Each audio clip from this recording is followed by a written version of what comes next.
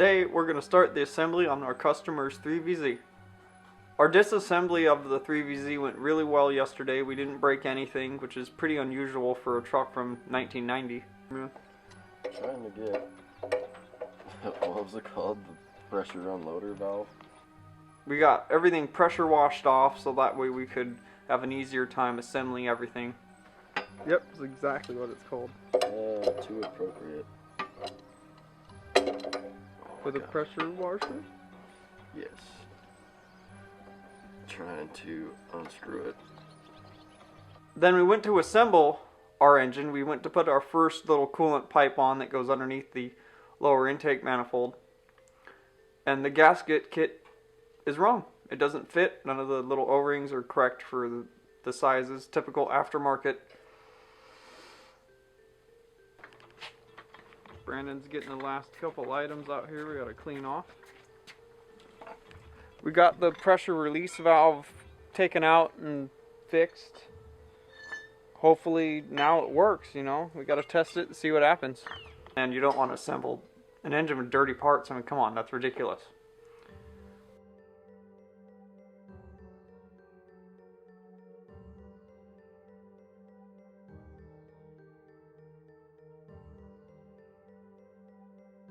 We got our pieces all pressure washed off and clean. So Brandon's kind of scraping off a few little pieces we couldn't get off with the pressure washer, and then he's wiping them off with some degreaser spray, paint prep spray. And then we're gonna lay some paint on them to keep moving forward on the project until our gasket kit gets here.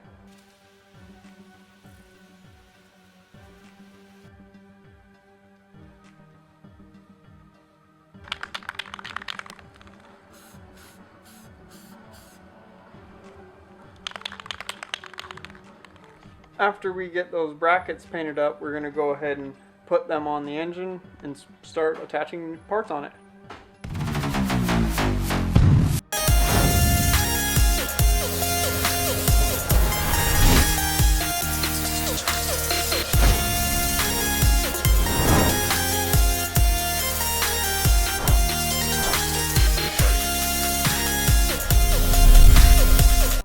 While the motor mounts are drying and all those other parts are drying, we're cleaning off all the hardware so we can attach them to the engine without nasty, dirty hardware.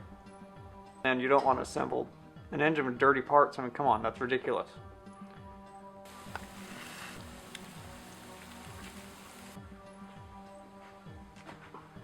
Alright, so basically, took these two pulleys, scrubbed all the gunk out of the channels, especially on the inside here. There was a bunch of crap on the inside there, a bunch of rust, a bunch of everything. Around that one, this V-belt one's pretty good. That's not too shabby. It's a little rusty. I'm going to wipe all that out as best I can. I'll wipe out the back of this, and yeah, then they'll be good for paint. These ones kind of slipped under the radar when I went to paint everything else. I don't know how. I planned on painting this one for sure. This one's, the back of it's pretty terrible. The front of it's not bad.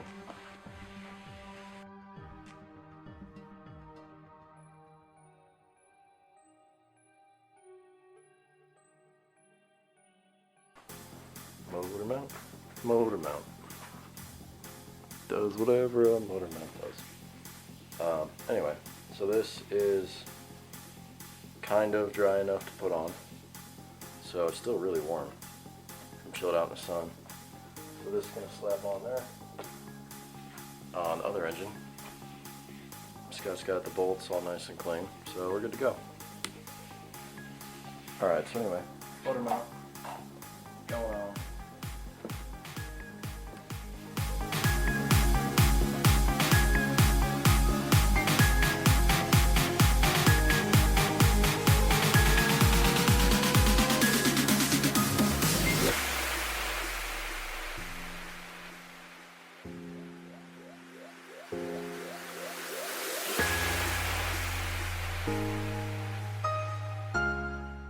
So first motor mount down, next one to go on.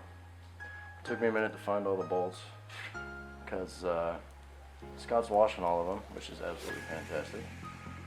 But these ones were still on the motor, or engine rather. So we forgot to take them outside and wash them. There's a few other ones still in the engine. We'll just kind of get to them as we get there. But Scott's washed the vast majority of them, which is awesome. Thank you, Scott, because I don't want to play purple power all over my hands.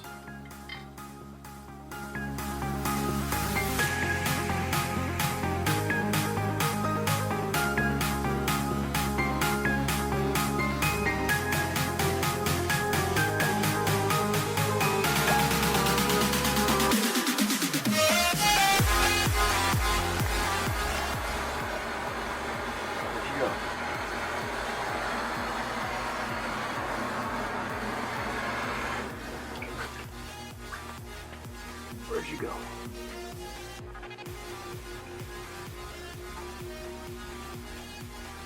I'm gonna get one of these on tape. Look at this little Sheila. This is one wild unit. This is the snake you don't want to get tagged by, because it possesses enough venom to kill 150,000 rats. Super beautiful. They've got little stripes down them that are kind of like green and blue. They kind of fade in and out of each other. Sometimes a little bit of yellow, sometimes a little bit of gray. Super pretty. And this one has slithered off for another encounter one of these days. I run into them all the time, but I can never get it on photo because, I mean, you just saw it was there for 2 seconds and it was gone. Poof. They're beautiful. Alright, so when I was sticking that other bracket on and I said make sure you're tightening everything as you put it on, I kind of stuck my foot in my mouth because if you can see that little gap right there, that's where the little engine hoist hook goes. So I can't really tighten this down yet until I get that in there. And what else? Oh my god, well, the idler pulley, that whole bracket that kind of floats everything, also goes in there. So again, can't really tighten that down. What else? Got alternator bracket on, pretty tight. Got the dipstick on. Got the little oil coolant line mounted down there. So we're going at a pretty steady pace. Like I said, alternator bracket. Yeah, moving, cleaning stuff, painting stuff, getting them mounted. Going pretty well. Engine's actually looking really nice. Yep. Alright, so remember that beautiful weather I was talking about earlier? About 10 minutes after I filmed that, it turned into this.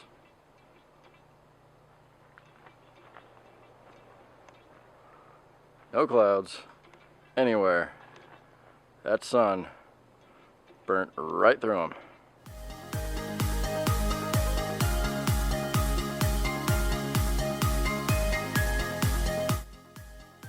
Alright, so we're going to continue the saga, trying to get this freaking thing off of here. So I just needed to turn it over a bit, because I've been prying like in this area, now I'm going to try it back up in here. So I had to turn it over so I could access this area. This, I know from experience, if you run that all the way in and then use it to turn your engine over, it might break off inside there. And then you got to drill through there, and then you'll break one extractor, then you got to drill through the extractor, which is hardened steel, use another extractor, and then that little smaller extractor will pull everything out of there. Or larger extractor, whatever it was. Anyway, don't do that. It sucks. I've done it. Oh my god, it's terrible. So, yeah, don't turn this over, use this to turn the engine over unless your main pulley's on there, because you might break that off. And then you got to go order another one from Toyota too, or whatever manufacturer you're working on. Don't do that. I thought about finding a little spacer to throw on there, because then that wouldn't do the same thing. It'd be a little different. But instead, I wrapped this around there. Kind of did like I did yesterday. Wrapped it around. Got it to grab onto itself. Pulled up like so, and grabbed right there. And twisted as I pulled up, and it actually gave me enough torque to turn the engine over. So, wait.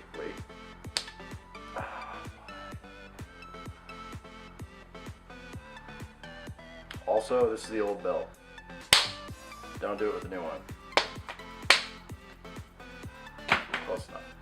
Alright, so typically, I'll just crap out of the way so I don't trip on it. Typically what you would do is use an extractor on this, like a little pulley puller. But, like on the 22Rs, not for the timing one, but for the oil pressure or oil pump one, you can actually pull that whole unit off. And it's just the perfect size to where everything comes off around it and doesn't mess anything up. But also on the 22R, the timing chain one is too big to do that, and on this one is too big to do that. And there's not enough room around it to get the little extractor teeth or feet or whatever you want to call them on there. So it's freaking stuck. I can't remember if I had any tricks on my 22R, which obviously is a very different motor, engine, whatever. But I'm running out of tricks on this one. And if you solved this problem in the past using a different way, something ingenious, like link it at the bottom of the video so that somebody else doing this knows how to do it better. Like, that's why we're here, learning, and obviously we want to be famous. Well, not really famous, just I would like to have resources. I don't even need money, I just want resources that I can do stuff with and make a difference with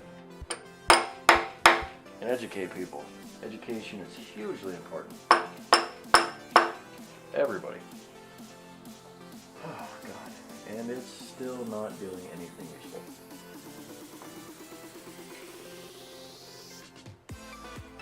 What in the deuce and a half? Super glad that's on the new engine, because this one might be cracked. There's a good chance. And if you've commented something negative about any of my environmental aspects or whatever, I don't read the comments, so it's alright. If you commented something positive, thank you. You're badass. Alright, here's a magic trick. Let's see if it works again. Watch it be on a compression stroke and I won't be able to turn it. That'd be kind of funny. Oh, before I do that, wrap it around some more, wrap it back around on itself. Oh yeah, it totally worked. Boom. I don't know if you saw it or not, but it totally turned. Let's pry on this area, see if anything happens. I'm also going to take Scotch-Brite and polish this right here. So if I do get it to move more, it'll have a less hard and easier time going over that less hard. Some days I wonder.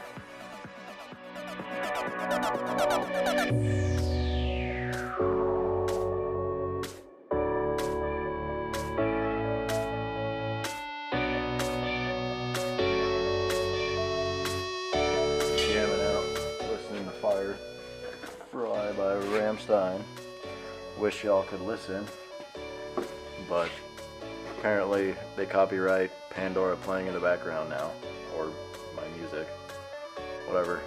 Anyway, so these gaskets are pretty cool. These are the exhaust gaskets slash heat shield. I don't know how well you can see that, but they're styled after an MLS gasket, multi-layer steel. Judging by the looks of these little spot welds, I think these are actually steel. Maybe they're stainless, maybe they're different types, I don't know. But they're pretty cool. And they help protect the Pt.3 from heat, which is a good thing. So now those are finally on there, and I know which one goes where. I didn't take them off. I gotta clean up the little tiny headers on here. They're a little crusty, especially that one.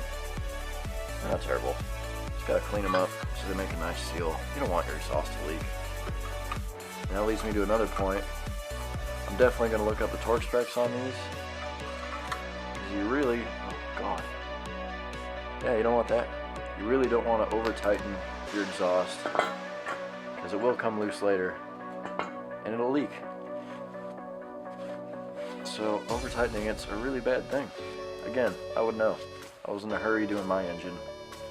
Over tightened them. Now they leak. The header leaks anyway because it's cracked, but whatever. Don't over tighten them. Do the damn torque spec. That's why they're there. That's why they exist. Anything that has a torque spec that you can torque spec it. Torque spec.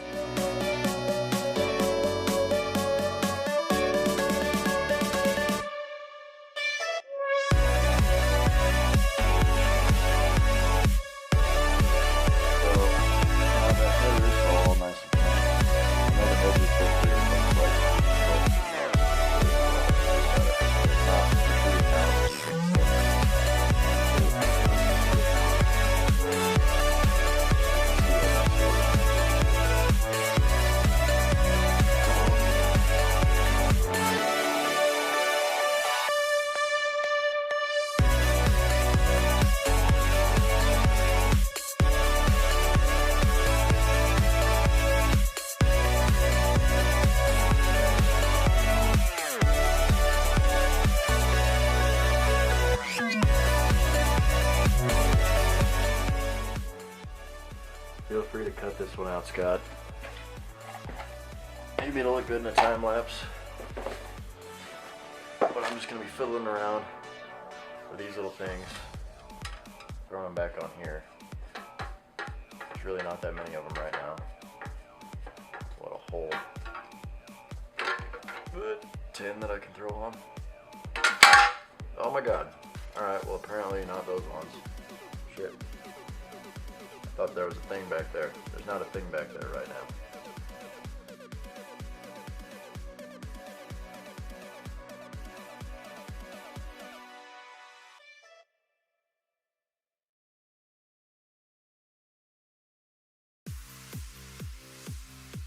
Alright, I know I've addressed this in other videos.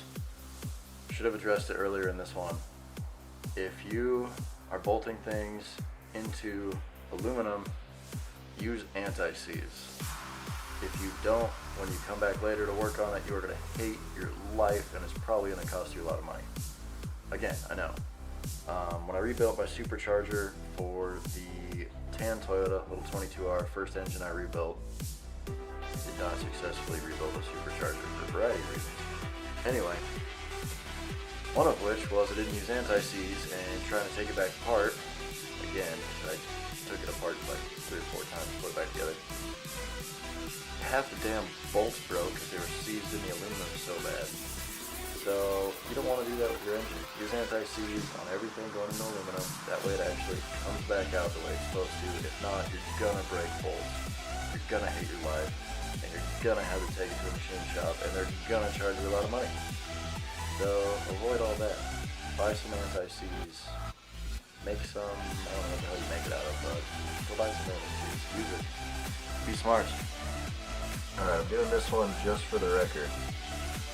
So, the place that I got this engine from already ran it on their machine. I don't think it actually fired. I think they just ran everything around to make sure it all worked right. But, see all this deposit in there? I mean, that's fairly clean oil, honestly. It is brand new oil, but you can see all that brown goo. Look at that, it's out of there now. Sliding back around. That has been in here. That is there, there's a chunk right there. So, if he does have any issues, that crap was already on there. This engine is still brand new. We opened it yesterday. We haven't done any sort of metal work, anything like that. All we've been doing is working on this engine clean parts. So, yeah, definitely wasn't us. Documented. on file video. Keep this video for whatever reason. Don't necessarily post it. Who cares? Just keep it. So we're looking pretty good on this engine. There are only about 2 things I wanted to get done today that we didn't get done, but they're pretty minor. So it's pretty good. Got just about everything that we could get on it. Got the alternator bracket here, dipstick, exhaust manifold, gasket for that. Got the heat shield on there too. Engine mount on there. We're waiting on the new oil cooler. Need a new oil filter, obviously. That would be, oh god, a horrible mistake. Got this little mount on there for the oil cooler coolant line. Oil cooler coolant line. Try to say that 3 times fast. Yeah, pretty much all that on the front. We gotta wait. We need the water pump. And yeah, pretty much everything goes on top of that. So, got that plate on. Got the power steering bracket on. What else did we get here? Got the, I think this, yeah, this is part of the power steering too. And this goes on to this idler pulley, which actually isn't really an idler pulley, it's a fan pulley. I guess it's an idler because there's nothing to it. Anyway, the fan pulley. Got this exhaust manifold on. Got this engine mount on. And also everything that's black that we put on, we painted except for this. All these other big brackets we primed and painted, so they should stay that way nicely. Because if you use like that high temperature engine paint, I used it on mine, everything was nice and clean and great, and it's just flaking off. Like, super bummed about it. And my engine just looks like garbage. As you can see, that middle cover there, focus.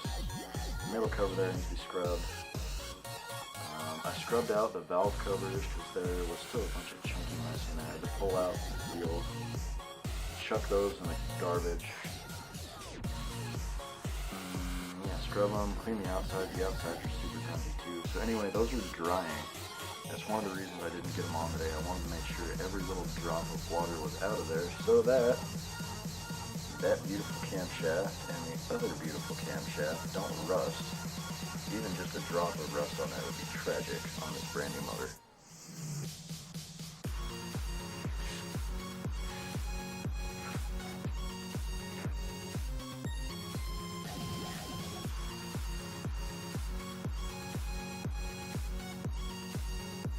So everybody says the NGK spark plugs are the best for Toyota engines.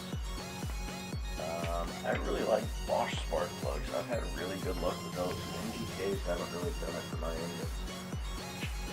So I've got the Bosch Iridium 4 spark plugs in my little supercharged Toyota. Not that I've driven it much, but I really like those. I can't get them for my 85. They just don't make them. They make like the duals, but I don't know. I think I just have some Bosch Iridiums in there.